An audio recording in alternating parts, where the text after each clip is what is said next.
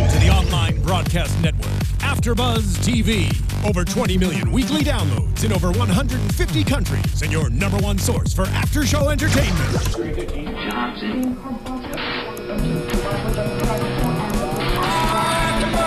AFTERBUZZ TV, the destination for TV superfans. Producing aftershows for over 300 of your favorite TV shows. Interviewing celebrities and showrunners. And bringing you behind-the-scenes exclusives. All thanks to E! Entertainment's Markeia McCarty, producer Kevin Undergaro, and internet leader Akamai. Now, let the buzz begin!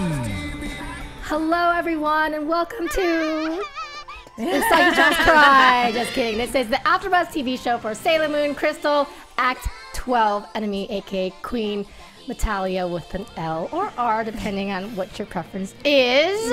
I am Kaori Takee, and joining me, I've got the beautiful, beautiful ladies. I've got Megan Salinas. Hey, guys. And Markeia McCarty. Hey, all. So this is the last episode of the year. Kind of sad, but it's okay. It'll be back very, very soon. What a note to end the year on. Yeah. Is everybody okay? I just want. Is everybody okay? Well, let's talk about overall thoughts of this episode. I'm not gonna lie, I teared up a little bit. It was pretty dramatic. It got serious real quick. There was no pause between Act 11 and Act 12. They just went for it, and you're like, shit. Yeah, there was no back down. It's like, oh, okay, all this bad stuff happens, and oh, look, they have the memories back. They're dead. Jeez. That was the worst because like we go through all that. It's like, look, everything's gonna be okay. Yeah, no, that's not how it works. And all four of them out. Although that does beg the questions, like if it's that easy to destroy these guys and they were that powerful, like couldn't Queen Metalia just do that and like vaporize the Sailor Scouts? I know, I thought about that too. Why did they just get annihilated so quick? That's kind of anticlimactic. You know, finally they get their memories back for that quick second. Yeah, that sweet Venus. Yes. Oh, yeah, he's like, Venus. And then they're gone again. Boo. Boo. But overall, did you guys think highly or about this episode? I thought highly of it. You know, I thought, hey, I guess they knew exactly when this episode, like where it would end in the year. So it's like, this is strong. Yeah. I love this and I want more. And I can't believe I have to wait 2 weeks I know. to find out, you know, I mean, she killed Prince Indinmyeon. Yeah. Did I say it right? Yeah, you did. Yeah. She killed him. She did it. And Yes. then, and then, So, I mean, and then she killed herself. Yeah, which is just, it was kind of, I hate to say it, but it was really pretty. It was really bad. It was well animated. You could say that. Yes, It was a very well executed scene. You could say it though. Maybe execute's not the right word. It was very well done. Very smart, Megan Salinas over there. No, but I'm with you. I thought this was really great. It was really nice to have that continued forward momentum from the last episode to just pick up exactly where we left off and just kind of go through here. And there was a lot at stake. The stakes were really high. A lot of good action. Although if I have one kind of complaint about this episode, it's not so much about this episode. It's just something that a lot of anime tends to do. There's a little bit of action and then a lot of talking. And then a little bit of action and then a lot more talking. And it's just something that anime does. And it's something I notice a lot more now that I'm older and have more discerning taste. It's like, come on, I mean, keep fighting. It's all right. Yeah, I did really enjoy the fight scenes, and the animation was beautiful. I didn't really feel that way, that there was too much talking though. Yeah, there was still a lot of emotion there, and a lot of, again, it had a lot of action. It had a lot of good pacing. That's just a personal pet peeve for me. It's just a very anime thing. Yeah, I like the character development that happens like that in between the action scenes. Like in particular, like with this one, like just for instance, and I hope I'm not confusing the two because I watched them back to back. Okay. Where Luna has that epiphany where, and it's like, you could kind of see it like during the season where she was so suspicious of, I keep on wanting to call him Darien. She was so suspicious of Mamu-chan. Yeah. And then it like this culmination of, oh, I get it. You love me. I'm your partner. I'm the one. I have nothing. I have nothing to be jealous about. I'll snap you out of it. Cat sacrifice. That was the previous episode. That was the previous episode. But it is I'm totally mixing it. okay. It's easy to mix it because they love that totally one. went from Act 11 to 12 just like that really quickly. So let's talk first about Queen Beryl a little bit because I really like how they portrayed her better in Sailor Moon Crystal versus the classics. Yeah. I don't know if it's because my memory is messing me up again, but I just felt like she was a lot more dimensional in this one. Well, here they show her as human. Like, literally, they show her as human. Whereas in the classic show, we never knew what she really was before becoming a part of this, you know, dark world and everything. There would have been no way to tell that. Like, I wouldn't have known that any of her minions were ever really human. Yeah.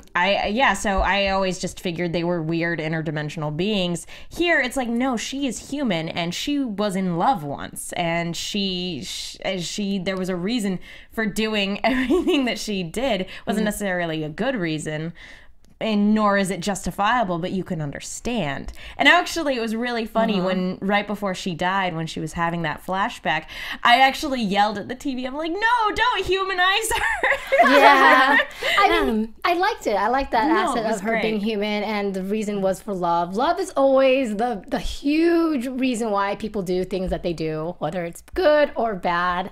And it was kind of tragic to see her in that little human form before she became evil and just relentless just to be with Endymion, which is kind of sad. She's a little stalkery though. Yeah. Well, I totally got it. Beard. Yeah. I totally got it though. And I'm glad that they took this direction with it because yes, in the classic, she's the big bad and she's fueled by, and then later on you realize, oh, there's another bigger bad behind her who's like giving her all her power. While with this, it was like, okay, she's kind of the big bad, but from almost the beginning, not the beginning, you realize, oh, she's got all this backstory. You know, there's reasons. Oh, and even her crew, oh, they're not just all bad with everything. Yeah. So I like that it's kind of because of the pacing of it. Yeah, her crew. You know, the mineral guys. But I like, because of the pacing of it, of how quickly it has progressed, like just the first 12 episodes, it makes sense to already establish that there's Queen Metalia, or Metalia. There's this other big bad, so then it's like that makes her more disposable.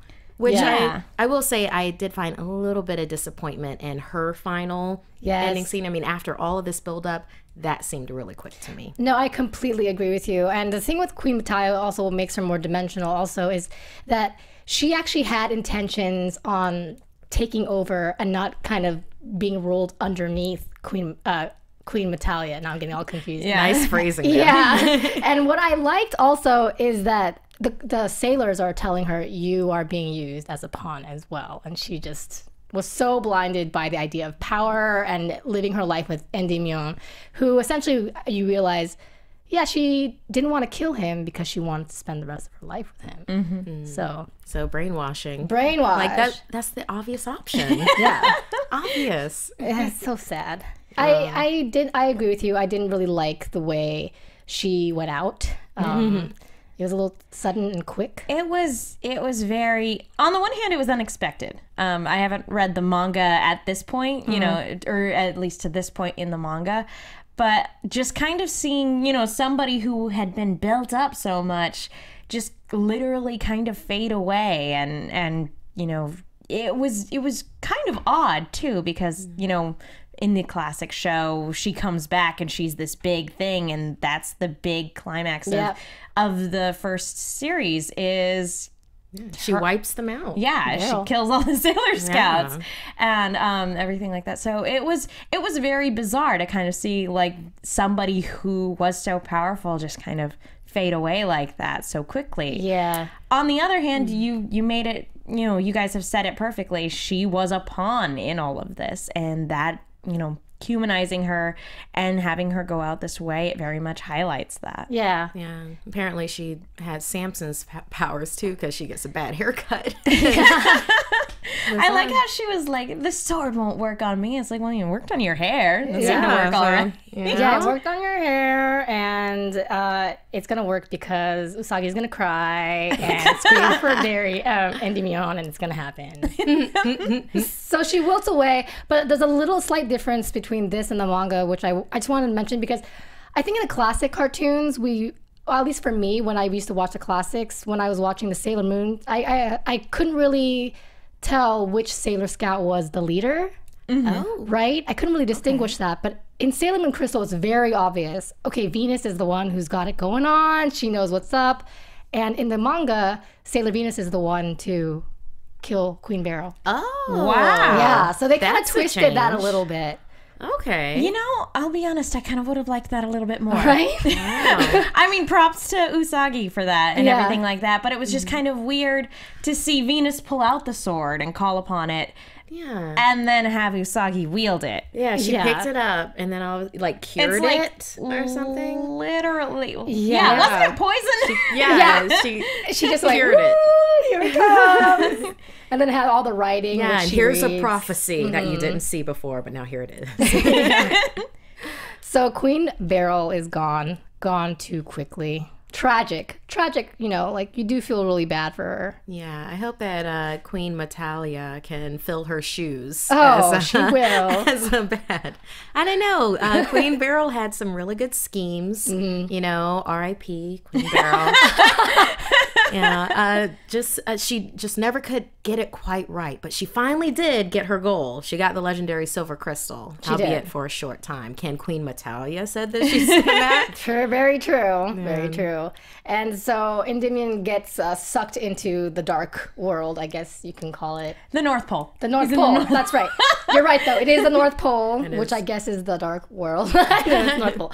And Sailor Moon goes in there along with them. And I could be wrong, but I think in the manga, Sailor Venus ends up going in with them. So it's very different. And I'm sorry if I'm wrong because my memory is really bad. Holidays. Yeah, holidays, holiday parties. But anyway, so back to Sailor Moon Crystal. She's back in the North Pole with Endymion. And in the meantime, the Sailor Scouts are out trying to go get her. And what I love about this particular act also, which I failed to mention, was they're using all their powers at the same time in unison. And it's really cool to see that happen. And they do that to bring back the powers of, memories of the Four Kings. Yeah, what was it? A Sailor Planet Attack? Yeah, something like that. Honestly, I really like that. I really, you know, as much fun as the old show used to be, if you watched it every day, it's really repetitive because they recycle the same animation. So it's nice to see them fight without having to fall back on that same animation time and time again. They're really putting effort into this, and I appreciate that. I think Totally so too. agree. Yeah, 110%. And when the Four Kings got their memories back, I know we mentioned it a little bit, but let's talk about how tragic that was that they got wiped out right after they got their memories back. It was They have to come. Well, obviously they have to come back. I mean, they're who really dies. Queen Beryl. Queen Beryl's gone. She's gone. But it's like they have to come back because if only for the reason that I have got to know. Zoisite and Venus's. Actually, no. Kunzite and Venus. Kunzite and Venus's love story. Yeah. Because the two of them, the sparks are flying. And it's just for a whole 2 seconds. Yeah, but before he died. The chemistry. No, but like with what Megan was saying, with like it was weird that Usagi was wielding the sword. Yeah, and it's like they don't really have to do that because she's the president, and you know Venus is she's vice president at this point. Yeah, vice president or like general of the armies. Yeah, so. You know, Usagi, Sailor Moon has this whole strong storyline and everything. let Venus shine as that. That's her thing. She's the leader of the conflict, you know, the general. Let her have that. It was something that they only did ever so slightly in the original series. Every now and then, if Sailor Moon was gone or out of commission or in a different location, usually Venus would take charge. Again, it wasn't anything that they really focused on or really highlighted, but it was something that they hinted at because of, you know, because obviously of the original source material. Here, it's nice to see that. She was always my favorite when I was a kid. So, like, really, as when I was a kid, now I do gravitate a lot more towards Jupiter. But like when I was a kid, it's very gratifying to be like, yeah, she was my favorite. Let her wield the sword. That's funny because we were just talking about it before we got on the air. Who was your favorite? And as a kid, I liked Ray. Same here. Sailor Mars, and now I'm kind of going towards Venus. And you switched your alliance right there. Well, no, right now, well, a lot of people I know right now really look back on Jupiter the most fondly, and I can't fault them for that because she's awesome. Looking back on it, I was like, oh wow, she really was great. But Sailor Venus was always my favorite. How about you? You know, the thing that I'm running into with Sailor Moon Crystal in general, like classic series, I was a Ray. I was a Ray and then a Jupiter. Ooh. I was a Ray and then a Jupiter. So cute. But it's like for this one, I don't know, maybe it's because of the pace, but I'm not really connecting with any of them that deeply like I did in the classic episodes. Well, I think partially you're right. It's the pacing. It's the pacing of it, which is good, but I'm just not really... They're sacrificing character development and growth for the quick pace of the story. It's like, let's get all those story facts. It's kind of like reading the Sailor Moon Cliff Notes in a way. Yeah. And it doesn't help that it's every 2 weeks rather than, you know, every morning or whatever. Right. Or like a mini marathon. Happening like every day at 3. Well, and there were so many episodes in the original show, probably too many. And when I say probably, I mean absolutely too many. But with all of those episodes, you have to fill them out somehow. So you get an episode dedicated to Sailor Venus. You get an episode dedicated to Sailor Mars, Jupiter, Mercury. They all get their own episodes. They all get multiple episodes for you to really grow and connect with them and for them to deal with their own issues. We don't have time for that here. And I agree with that, but at the same time, I feel that Sailor Moon Crystal itself, when it's intense, it feels really, really intense. Like, I feel myself wanting to cry, especially the last couple acts, because they're just ridiculous. Ever since she became Princess Serenity, it's been just a downward spiral towards tragedy. It's been so sad. I do want to ask, though, if you didn't have that nostalgia for it, would you feel the same about the show? I think it'd be a different feeling. I have no idea what it would be. Because there are people watching through it for the first time. I know that's hard to think about, but there are people watching through this series for the first time who don't have that nostalgia like we do. Right. So it's like, are they connecting with the characters? I mean, people that have, I mean, I'd love to know if somebody wants to, please. I mean, are you connecting to this, or is it like, oh, I want more from, like, Mercury, you know, after her, you know, opening gambit, now she's just... she's the computer person. She's like, I'm here to play Wikipedia for you. Hyperspatial shields, you know, stuff like that. While I remember, like, in the classic series, I thought she was so sweet. Like, her and the relationship she had with the psychic guy. I don't remember. Greg. Oh my gosh, you have a great memory. Yeah, where he had that picture of her, like, open mouth, like she's about to eat a hamburger. And that was his favorite picture of her of all time. So it's like stuff like that. It's like, oh, that's sweet. It humanizes it. They're not just warriors. They're people too. They straight up kill all their boyfriends. Yes. Thanks, show. Thanks for that. But they do all cry in unison. That loud cry, and all of a sudden Venus is like, no, we gotta be strong, no time for tears. I was like, oh, you guys. That I did appreciate. I did appreciate because, you know, Usagi was in trouble and they are warriors. So yes, it's time to go to war, and then afterwards you mourn your dead. Yes. Yeah. So they go out to go save Usagi, who sadly is alone with the love of her life and afterlife and before life and etc. currently a cat beater. You're Jerk. Oh, man. Gosh. It's a cat. You're allowed to be angry about it. We're all allowed to be angry about that. Well, let's mention real quick. Luna's like, all right, Artemis, I'm cool. I think it was so funny because we were wondering 2 weeks ago what happened to Artemis. It's like, where is he? He was in the control center. I didn't even notice. And did nothing. Yeah. Literally. I think he got that he was a cat. He's like, I'm going to kick it here, and when they go in a portal, I will hang out. I will hop back on that console. So she obviously has to face her biggest fear, which she realizes that because Luna sends over like little communicator that she says, hey, yo, the only way to save, to get rid of Metalia is to activate the legendary silver crystal, but a part of it is in Endymion, so... When she said that, did you guys immediately remember in the original series how she had to use her tiara on him? Yeah. Yes. That was immediately what I thought of. I was like, oh no, I've seen how this goes. Yeah, It's but just they didn't sad. take it the extra step where she then, had to was it Harry Carey on herself. So, I mean, I understand why they didn't do that now because, kids show. This is also a kids show.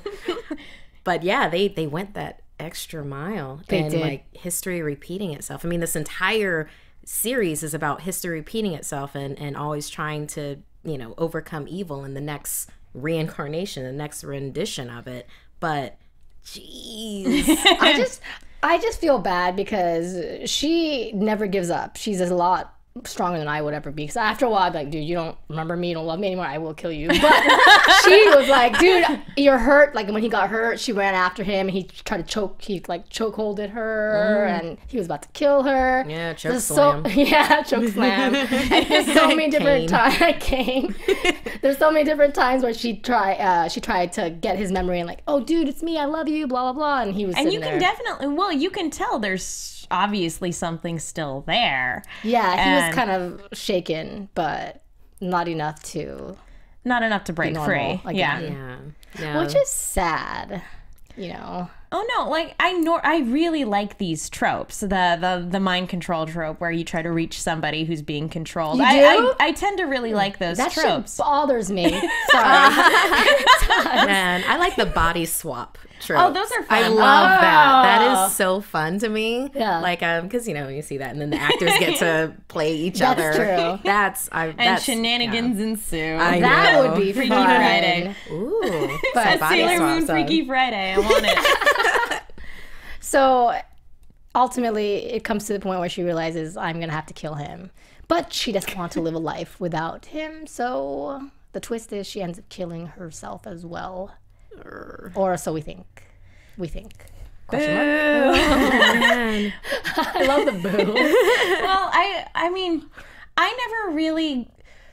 I don't know how I feel about it. It's very tragic. It's very Romeo and Juliet. And again, I understand.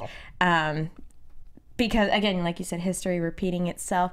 But in the original... I hate to be that person. In the original series, when she would... Because all of the Sailor Scouts died several times. Death was kind of not really a big deal. But anytime Sailor Moon died, it was always in giving her life to save everyone else. And this seems like a much more, it's sad, it's tragic, but it's a much more selfish route. It is And definitely it's selfish. very young and naive and again tragic, and you really feel for her and you understand. But compared to the young woman who matured to the point where she's like, I am prepared to give my life for the people I love, it's a very different thing than somebody who takes her own life because she doesn't want to go on without the man that she loves. Wow. It's true, because she's really needed essentially for the legendary silver crystal and to continue, and the Sailor Guardians love her. That's a good point. Yeah, there are still people in this world that she loves and who love her back, who need her to lead them. And again, it's a very tragic, it's very sad, and history repeating itself, but it's like that's not always that's not the Sailor Moon that I grew up watching and really idolizing. You know, this was a girl who sacrificed herself for the greater good, not for the I can't take life anymore.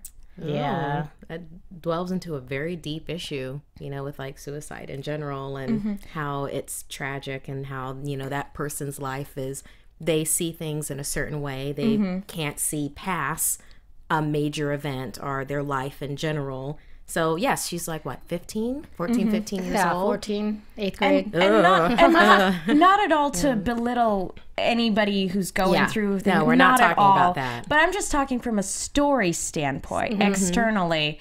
It's just kind of like it's a tragic Romeo and Juliet thing, whereas, you know, the Sailor Moon who gave her life in the other show, it was to save the world. Yeah. It's completely different scenario, and I can't say that I'm a fan of this version of it. Aww, Interesting. that's interesting. I like that take. I do, though. But you know, Act 13 is called Reincarnation, so there's hope for us all. I was gonna say, and that's the other thing too. Again, this is a world where death is kind of no big deal. So it's like, I'll see you next time. I'll be here for the next one. I mean, they're closing this arc with Queen Metalia. And we're soon going to see Chibi. I'm so curious to see how they do with her, because I did not like her. I'm not looking forward to her. I know. I'm not. Please let her be a decent human being. Yeah. Well, think of it this like a way. big The brat. sooner we get through the Chibi Moon stuff, the sooner we can get to Neptune and Uranus and Pluto. love them. Yes. I love them, and I hope that their relationship is intact for this, and they're not I think it's gonna be. cousins. Oh, yeah, absolutely. Yeah. No, it's going to be real. And I'm looking Good. forward to Pluto. Real. I really have a fondness for Pluto. Who doesn't have a well. fondness for Pluto? She's awesome. Oh, we got and to- so alone. we have to dress up one day. It's done. I love that. Want to cosplay? Yes. So, any predictions for you guys who haven't read the manga? Ooh, well, I haven't read it all. Yeah, I've read a teeny tiny Yes. bit, nowhere near where we're at in the show. I think that the Sailor Scouts are going to be fighting Queen Metalia, and that they're going to have to pull together to resurrect Usagi, and all of them together are going to take out Queen Metalia. And here comes our resident Power of friendship. perfect predictor. No pressure. It's No, I know, right? you have to say has to be right. I so. know. Oh my goodness. Okay. Well, I'll kind of piggyback off of that one because like I have a feeling like maybe definitely the next episode, possibly because of pacing, it might not even bleed into the next episode after that. But I feel like we're not quite done with the whole dead energy of the mineral guys. Okay. Mineral guys. The mineral guy. And I just like picture a scenario where, Usagi and Prince and Endymion are, you know, they're out of the picture. The other four are fighting, you know, down to their last dregs. They use the last bit of energy they have to pour into Serena. And then the dead guys use their energy to amplify it, to go into there to where she can get the piece, fix it. As soon as she holds it, she's cured, he's cured, everybody's going after Queen Metalia then. But she does not die. I love that the setup that you give, it can only happen in an anime. That's so true. Anime is the only place where a setup like that will work. I know, right? It is absolutely ridiculous what just came out of my mouth. Let's be honest. It is. No. And yet, I it's like not it. very far-fetched. I could definitely see the next can episode happen. going down that way. I was like, oh, okay. I see what you're saying. I see it. I It see made it. perfect sense, even though it makes no sense at all. Okay, then the one very simple prediction, they will not do the memory wipe this time because their pacing Yes. is too quick. Okay. All right. They can't We build don't it have back time up for again. that. We don't have time for to the reboot. memory wipe. It'll continue on. Well, sadly, we'll be back after the new year, Yeah. January 4th, right? And in the meantime, everyone, have a happy holidays, happy New Year's, and you guys can keep on tweeting. Where can everyone find you guys? You can follow me on Twitter at @themenguin. That's TheMenguin. I'm also on a bunch of shows here at AfterBuzz, including Agent Carter and Classic Who in the new year. Oh, fun. You guys can find me on Twitter at Markeia McCarty. That's MarkeiaMcCarty. Yeah, we'll talk Sailor Moon. We can also talk wrestling. I do a main event here on Wednesdays. So, yeah, tune in for that. Not any other time this year, though. Yeah. Enjoy your holidays. We be on hiatus, and you can find me on Instagram as well as Twitter, KAORIOUS. Stop over and rate, comment on iTunes as well as YouTube. Let us know what you think. Who's your favorite Sailor Guardian? all that juicy stuff, your predictions, and tell us what your experience is if you haven't watched the classics before. Yeah. Something we're interested to know. Follow the whole entire AfterBuzz team at AfterBuzz TV, and we will catch you guys next time. Happy New Year and Christmas. From executive producers Maria Menounos, Kevin Undergaro, Phil Svitek, and the entire AfterBuzz TV staff, we would like to thank you for listening to the AfterBuzz TV network. To watch or listen to other after shows and post comments or questions, be sure to visit AfterBuzzTV.com. I'm Sir Richard Wentworth, and this has been a presentation of AfterBuzz TV. Buzz you later. The views expressed herein are those of the hosts only and do not necessarily reflect the views of AfterBuzz TV or its owners or principals.